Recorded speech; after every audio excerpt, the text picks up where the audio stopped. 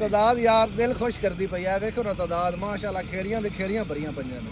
ਅਲਮਾਂਡੋ ਆਪਾਂ ਪਟਣਾ ਹੈ ਨਾ। ਹਾਂਜੀ ਅਲਮਾਂਡੋ ਦੀ ਇੱਕ ਤਾਂ ਆਪਣੀ ਸੋਸ਼ਲ ਮੀਡੀਆ ਤੇ ਮਸ਼ਹੂਰੀ ਵੀ ਬੜੀ ਹੋਈ ਹੈ। ਬਿਲਕੁਲ। ਉਸ ਤੋਂ ਇਲਾਵਾ ਇਹ ਮੂਜ਼ਿਕਾ ਵੀ ਆਪਣੇ ਕੋਲ ਕ੍ਰੇਟ ਹੈਗੇ ਨੇ ਤੇ ਅਲਮਾਂਡੋ ਵੀ ਆਪਣੇ ਕ੍ਰੇਟ ਹਨ। ਹੋਰ ਕਿਹੜੇ ਹਨ? ਕੈਮਲ ਵੀ ਹੈਗਾ। ਕੈਮਲ ਵੀ ਹੈ। ਕੈਮਲ ਵੀ ਆ। ਇਹ ਆਲੂਆਂ ਦੀ ਐਵਰੇਜ ਚਾਹਦੇ ਨੇ ਨਾ ਵੀ ਸਾਡੇ ਵੀ 150 ਤੇ 170 ਤੇ 180 ਤੇ 190 ਤੇ 200 ਬੋਰੀ ਨਿਕਲੇ।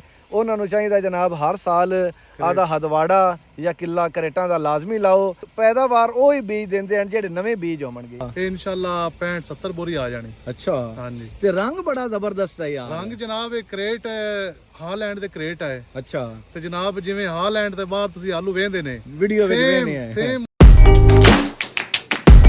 अस्सलाम वालेकुम बेलियो दोस्तों की हाल चाल है।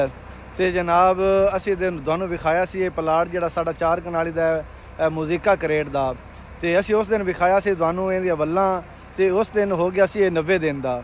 ਇਹ ਜਨਾਬ ਹੁਣ ਵੱਲਾਂ ਕਟਾਈ ਹੋ ਗਈਆਂ ਨੇ ਇਹਦੀਆਂ ਤੇ ਉਸ ਤੋਂ ਬਾਅਦ ਜਨਾਬ ਅੱਜ ਇਹਦੀ ਪਟਾਈ ਹੋ ਰਹੀ ਹੈ ਤੇ ਤੁਹਾਨੂੰ ਪਿੱਛੇ ਨਜ਼ਰ ਆ ਰਿਹਾ ਜਨਾਬ ਲੇਬਰ ਵੀ ਲੱਗੀ ਹੋਈ ਹੈ ਤੇ ਡਿੱਗਰ ਵੀ ਚੱਲਦਾ ਪਿਆ ਹੈ। ਕਿੰਨੇ ਦਿਨ ਦੀ ਅਸੀਂ ਪਟਾਈ ਕਰ ਰਹੇ ਹਾਂ।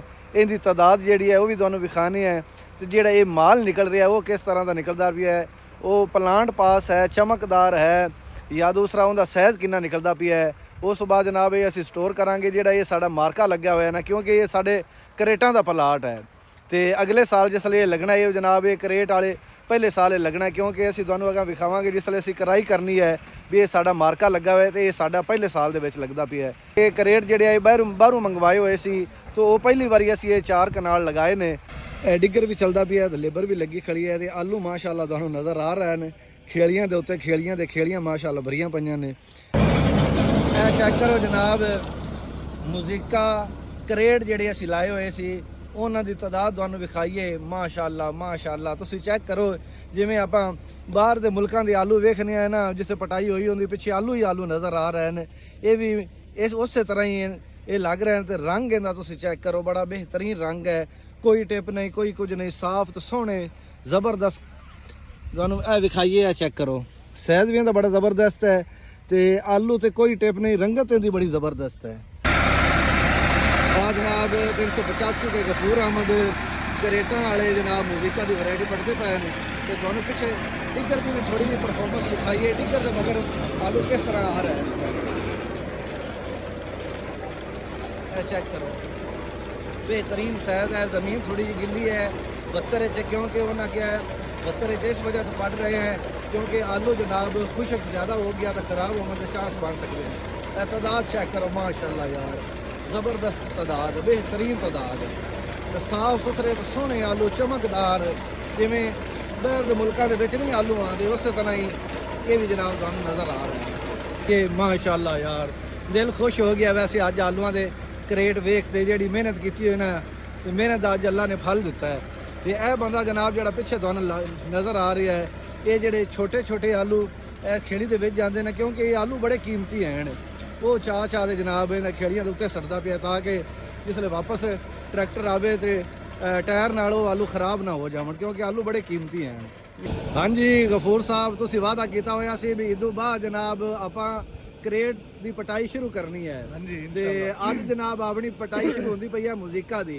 ਪਹਿਲੇ ਤੇ ਆਪਾਂ ਨੂੰ ਇਹ ਦੱਸੋ ਜਿਹੜਾ ਇਹ ਆਪਣੀ ਮੂਜ਼ਿਕਾ ਦੀ ਵੈਰਾਈਟੀ ਹੈ ਕਰੇਟਾਂ ਵਾਲੀ ਇਹ ਕਿੰਨੇ ਦਿਨ ਦੀ ਆਪਾਂ ਪਟਾਈ ਕਰਦੇ ਪਏ ਹਾਂ? ਇਹ ਜਨਾਬ ਹੋ ਗਈ 122 ਦਿਨਾਂ ਦੀ। 122 ਦਿਨ ਦੇ। ਹਾਂਜੀ 122 ਦਿਨ ਦੀ ਮਤਲਬ ਆਪਣੀ ਇਹ ਪਟਾਈ ਹੋ ਰਹੀ ਹੈ। ਜਿਸ ਲਈ ਆਪਾਂ ਪਹਿਲੇ ਵਿਖਾਈ ਸੀ ਉਸ ਲਈ ਇਹਦੀਆਂ ਵੱਲਾਂ ਹੈਗੀਆਂ। ਇਹ ਵੱਲਾਂ ਦੀ ਕਟਾਈ ਕਿੰਨੇ ਦਿਨ ਪਹਿਲੇ ਆਪਾਂ ਕੀਤੀ ਹੈ? ਇਹ ਤਕਰੀਬਨ ਹੋ ਗਏ ਨੇ ਕੋਈ 5-6 ਦਿਨ ਹੋ ਗਏ ਨੇ। ਅੱਛਾ ਈਦ ਤੋਂ ਪਹਿਲੇ ਮਤਲਬ ਇਹ ਤੋਂ ਪਹਿਲੇ ਤਕਰੀਬਨ ਕੋਈ 27 ਰੋਜ਼ੇ ਅਸੀਂ 27-28 ਰੋਜ਼ੇ ਅਸੀਂ ਕਟਾਈ ਕੀਤੀ ਹੈ ਵੱਲਾਂ ਦੀ। ਵੱਲਾਂ ਵੱਢ ਤੇ ਅਸੀਂ ਬਾਹਰ ਕੱਢ ਦਿੱਤੀਆਂ ਨੇ ਤੇ ਫਿਰ ਇਹਨੂੰ ਪਾਣੀ ਲਾ ਦਿੱਤਾ ਇੱਕ। ਅੱਛਾ ਉਹ ਪਾਣੀ ਲਾਉਣ ਦਾ ਕੀ ਮਕਸਦ ਆ? ਪਾਣੀ ਲਾਉਣ ਦਾ ਮਕਸਦ ਇਹ ਹੈ ਵੀ ਇੰਨੀ ਗਰਮੀ ਪੈਂਦੀ ਪਈ ਹੈ ਇਹਦਾ ਵੇਖੋ ਜ਼ਮੀਨ ਥੱਲੇ ਵਿਖਾਓ ਤੁਸੀਂ। ਜ਼ਮੀਨ ਗਿੱਲੀ ਪਈ ਹੈ ਵੀ ਆਲੂ ਖਰਾਬ ਨਾ ਹੋਵੇ ਗਰਮ ਨਾ ਹੋਵੇ ਠੰਡਾ ਰਵੇ। ਇਹ ਹੁਣ ਤਕਰੀਬਨ ਇਸ ਟਾਈਮ 10 ਵੱਜ ਗਏ ਨੇ ਅਸੀਂ ਹੁਣ 4 ਕਨਾਲੀ ਤਕਰੀਬਨ ਚੁੱਕੀ ਖੜੇ ਆ। ਇਹ ਮਤਲਬ ਮੈਨੂੰ ਬੇਲੀ ਇੱਕ ਦੱਸਦਾ ਪਿਆ ਉਹਨੇ ਆਖਿਆ ਵੀ ਇਹ ਜਿਸਲੇ 1-2 ਖੇੜੀਆਂ ਪੱਟ ਲੈਣੇ ਆ ਤੇ ਟਰੈਕਟਰ ਰੋਕ ਲੈਣੇ ਆ ਤੇ ਮੁੜ ਲੇਬਰ ਉਹ ਪੱਟ ਲੈਂਦੀ ਹੈ ਤੇ ਮੁੜਾਂਗਾ ਸ਼ੁਰੂ ਕਰਨੇ ਆ। ਐਵੇਂ ਕਿਉਂ ਕਰਦੇ ਪਏ ਆ? ਕਿਉਂਕਿ ਗਰਮ ਨਾ ਹੋ ਜਾਵਣ ਨਾ। ਗਰਮੀ ਪੈਂਦੀ ਟੈਂਪਰੇਚਰ ਜ਼ਿਆਦਾ ਹੈ ਇਸ ਟਾਈਮ ਤਕਰੀਬਨ 35-36 ਟੈਂਪਰੇਚਰ ਹੈ।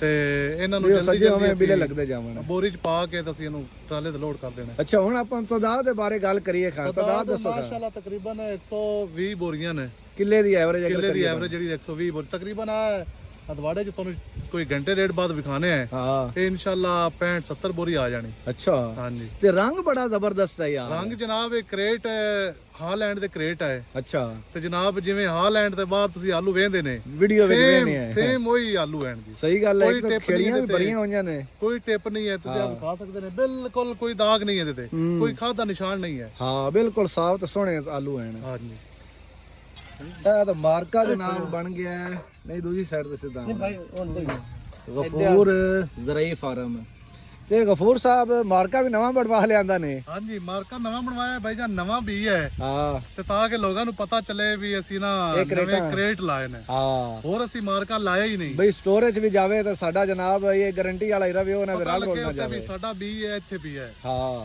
ਹੋਰ ਕਿਸੇ ਦਾ ਇਹ ਹੈ ਹੀ ਨਹੀਂ। ਇਹ ਤੁਹਾਨੂੰ ਵਿਖਾਈਏ ਜਨਾਬ ਮਾਰਕਾ ਲੱਗ ਗਿਆ ਹੈ ਗਫੂਰ ਜ਼ਰਾਈ ਫਾਰਮ ਤੇ ਮਾਰਕਾ ਲੱਗਦਾ ਪਿਆ ਹੈ ਤੇ ਇਹ ਸੇਬਿਆਂ ਵਾਲੀਆਂ ਬੋਰੀਆਂ ਦੇ ਵਿੱਚ ਜਨਾਬ ਇਹ ਮਾਲ ਭਰਿੰਦਾ ਪਿਆ ਹੈ ਤੇ ਸੇਬਿਆਂ ਵਾਲੀਆਂ ਵਿੱਚ ਤਾਂ ਭਰਨੇ ਆ ਬਈ ਉਹਦੇ ਵਿੱਚ ਮਾਲ ਖਰਾਬ ਵੀ ਨਹੀਂ ਹੁੰਦਾ ਤੋੜੇ ਵਿੱਚ ਮਾਲ ਖਰਾਬ ਹੋਣ ਦਾ ਫਿਰ ਮਿਕਸ ਵੀ ਨਹੀਂ ਹੁੰਦਾ ਮਿਕਸ ਵੀ ਨਹੀਂ ਹੁੰਦਾ ਮਿਕਸ ਵੀ ਨਹੀਂ ਹੁੰਦਾ ਜ਼ਿਆਦਾ ਤੋੜੇ ਉੱਥੇ ਲੱਗੇ ਹੁੰਦੇ ਨੇ ਜ਼ਿਆਦਾ ਤੋੜੇ ਹੁੰਦੇ ਨੇ ਬੋਰੀ ਘੱਟ ਹੁੰਦੀ ਹੈ। ਤੇ ਤਾਦਾਦ ਆਪਾਂ ਵੇਖੀਏ ਤਾਦਾਦ ਯਾਰ ਦਿਲ ਖੁਸ਼ ਕਰਦੀ ਪਈ ਹੈ। ਵੇਖੋ ਨਾ ਤਾਦਾਦ ਮਾਸ਼ਾਅੱਲਾ ਖੇੜੀਆਂ ਦੇ ਖੇੜੀਆਂ ਭਰੀਆਂ ਪਈਆਂ ਨੇ। ਇਹ ਚੈੱਕ ਕਰੋ ਗਫੂਰ ਸਾਹਿਬ ਆਪਣਾ ਮਾਰਕਾ ਮੂਰਕਾ ਲੱਗ ਜਾ ਸੀ ਸਟੋਰੇਜ ਜਾਂਦਾ ਰਹੇ ਸੀ ਇਸ ਲਈ ਆਲੂ ਲੱਗਣੇ ਨੇ ਫਿਰ ਆਪਾਂ ਕੋਈ ਸੇਲ ਵੀ ਕਰ ਸਕਦੇ ਨਹੀਂ ਨਹੀਂ ਵੀ ਸੇਲ ਅਸੀਂ ਕੋਈ ਨਹੀਂ ਕਰਨਾ।